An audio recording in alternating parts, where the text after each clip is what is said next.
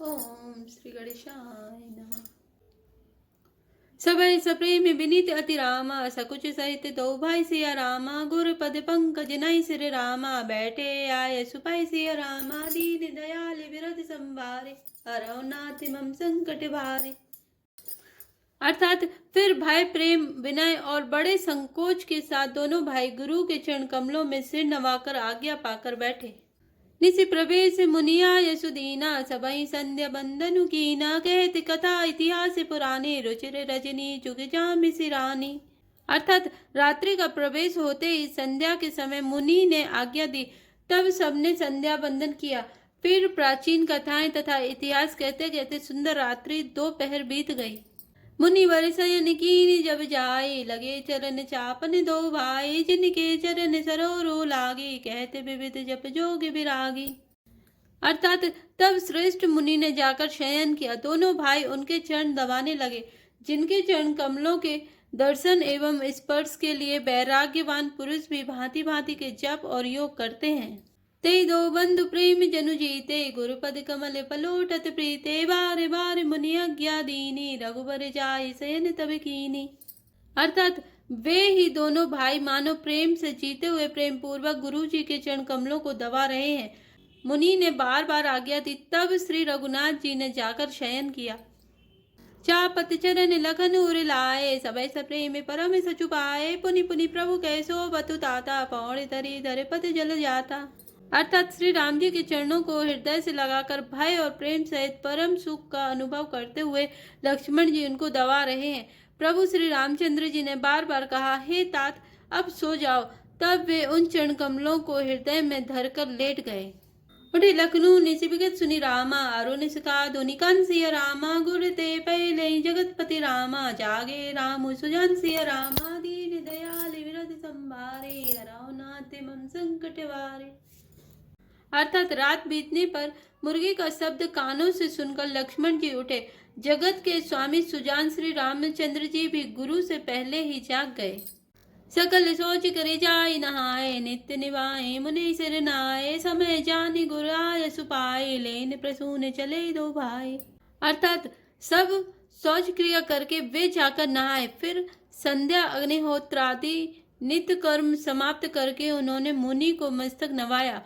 पूजा का समय जानकर गुरु की आज्ञा पाकर दोनों भाई फूल लेने चले। भूप बागु बर देखो जाए, जय बसंत ऋतु रही लुभाए। लागे बिटप मनोहर नाना, बरन बरन बरबेली बिताना। अर्थात उन्होंने जाकर राजा का सुंदर बाग देखा, जहाँ बसंत ऋतु लुभा कर रह गई हो। मन को लुभाने वाले अनेक वृक्ष लगे हैं। रंग बिरंगी उत्तम लताओं के मंडप छाए हुए हैं। तब पल्लव फल सुमन सुहाए, निज संपत्ति सुर रूक ल जाए। चातक कोकिल कीर चकोरा, कूजत वे नटक कल मोरा। अर्थात नए पत्तों फलों और फूलों से युक्त सुंदर वृक्ष अपनी संपत्ति से कल्प वृक्ष को भी लजा रहे हैं। पपीहे कोयल तोते चकोर आदि पक्षी मीठी बोली बोल रहे हैं और मोर सुंदर नृत्य कर रहे हैं। मध्य बाग सरसोह सुहावा, मनि सोपान विचित्र बनावा। विमल सलिल सरसिज बहुरंगा, जल खग कूजत गुंजत भृंगा। अर्थात बाग के बीचों बीच सुहावना सरोवर सुशोभित है, जिसमें मणियों की सीढ़ियां विचित्र ढंग से बनी है। उसका जल निर्मल है, जिसमें अनेक रंगों के कमल खिले हुए हैं। जल के पक्षी करलव कर रहे हैं और भ्रमर गुंजन कर रहे हैं। बागु तड़ागु बिलो की प्रभु रामा, हर से बंधु समित सिया रामा। परम रम्य आरमु यहु रामा, जो रामय सुख देत सिया रामा। दीन दयाल विरध संभारे, हरौ नाथ मम संकट भारे। अर्थात बाग और सरोवर को देखकर प्रभु श्री रामचंद्र जी भाई लक्ष्मण सहित हर्षित हुए। यह बाग वास्तव में परम रमणीय है, जो जगत को सुख देने वाले श्री रामचंद्र जी को सुख दे रहा है। चौदिस चितय पूछी माली, गने लगे लेने दल फूल मुदित मनते। अवसर सीता ते आए, गिरजा पूजन जननी पठाई। अर्थात चारों ओर दृष्टि डालकर और मालियों से पूछकर वे प्रसन्न मन से पत्र पुष्प लेने लगे। उसी समय सीता जी वहां आए। माता ने उन्हें गिरिजा पार्वती जी की पूजा करने के लिए भेजा था। संग सखी सब सुभग सयानी, गावहीं गीत मनोहर बानी। सर समीप गिरिजा ग्रह सोहा, बरन न जाय देखि मनु मोहा।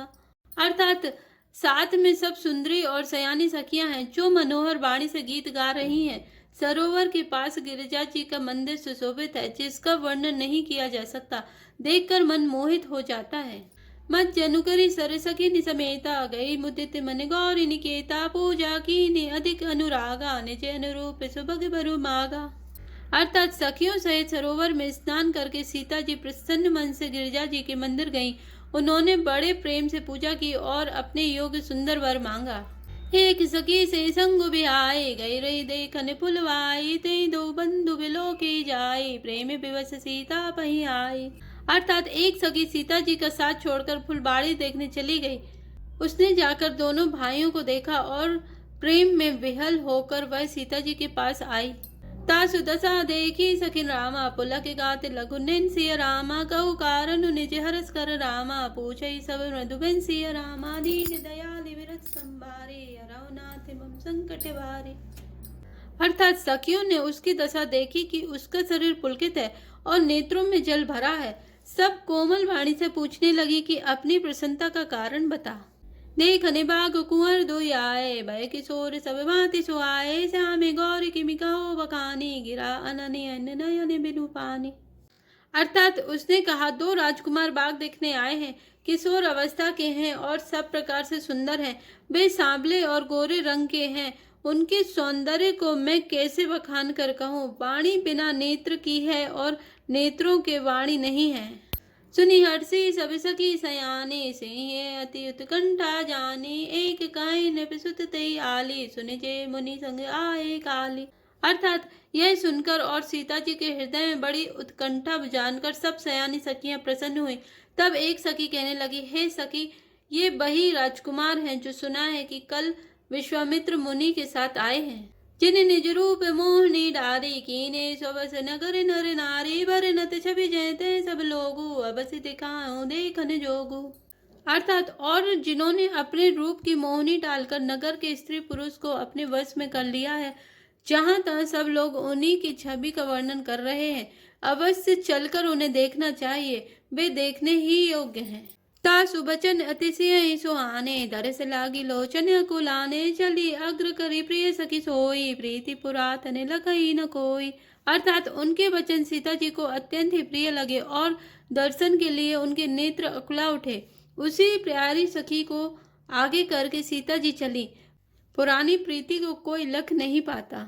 सुमरि सिय नारद वचन रामा उपजी प्रीति पुनित सिय रामा चकित विलोकति सकल दिस रामा जनु से सुमरगी सबित सिय रामा दीन दयाल विरत संभारे अरवनाथ मम संकट वारे।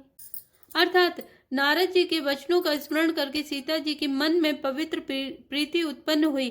वे चकित होकर सब ओर इस तरह देख रहे हैं मानो डरी हुई मृग छौनी इधर उधर देख रही हो। कंकनि किंकिनि नुपुर धुनि सुनि कहते लखन सन राम हृदय गुनि मानव मदन दुदुम्बी दीनी मनसा विश्व विजय कह कीनी। अर्थात कंकन, हाथों के कड़े, करधनी और पायजेब के शब्द सुनकर श्री रामचंद्र जी हृदय में विचार कर लक्ष्मण से कहते हैं, यह धुनि ऐसे आ रही है मानो कामदेव ने विश्व को जीतने का संकल्प करके डंके पर चोट मारी है। अस कई पिरी चितय तय ओरा से मुख शशि भय नयन चकोरा भय बिलोचन चारु अचंचल मनौ सकुच निमित चेत गंचल। अर्थात ऐसा कहकर श्री रामचंद्र जी ने फिर कर उस ओर देखा। श्री सीता जी के मुख रूपी चंद्रमा को निहारने के लिए उनके नेत्र चकोर बन गए, सुंदर नेत्र स्थिर हो गए, टकटकी लग गई, मानो निमि जनक जी के पूर्वज ने जिनका सबकी पलकों में निवास माना गया है। लड़की दामाद के मिलन प्रसंग को देखना उचित नहीं, इस भाव से सकुचाकर पलकें छोड़ दी, पलकों में रहना छोड़ दिया, जिससे पलकों का गिरना रुक गया। देख सिए शोभा सुख पावा हृदय सराहत वचनु न आवा जनु बिरंच सब निज निपुनाए बिरच विश्व के प्रगट दिखाए। अर्थात सीता जी की शोभा देखकर श्री राम जी ने बड़ा सुख पाया। हृदय में वे उसकी सराहना करते हैं, किंतु मुख से वचन नहीं निकलते। वह शोभा ऐसी अनुपम है मानो ब्रह्मा ने अपनी सारी निपुणता को मूर्तिवान कर संसार को प्रकट करके दिखा दिया हो। सुंदरता कहूँ सुंदर कराए, छवि ग्रह दीप सिखा जनु बराए, सब उपमा कवि रहे जुटारे, कहीं पट तरव विदेह कुमारी। अर्थात वह सीता जी की शोभा सुंदरता को भी सुंदर करने वाली वह ऐसी मालूम होती है मानो सुंदरता रूपी घर में दीपक की लौ जल रही हो। अब तक सुंदरता रूपी भवन में अंधेरा था, वह भवन मानो सीता जी की सुंदरता रूपी दीपशिखा को पाकर जगमगा उठा है, पहले से भी अधिक सुंदर हो गया है। सारी उपमाओं को तो कवियों ने झूठा कर रखा है, मैं जनक नंदिनी श्री सीता जी की किससे उपमा करूं।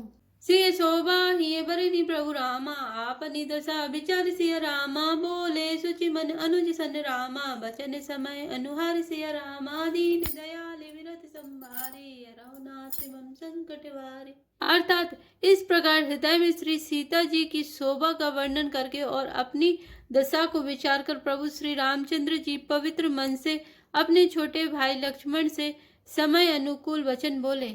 जय श्री राम, जय जय हनुमान।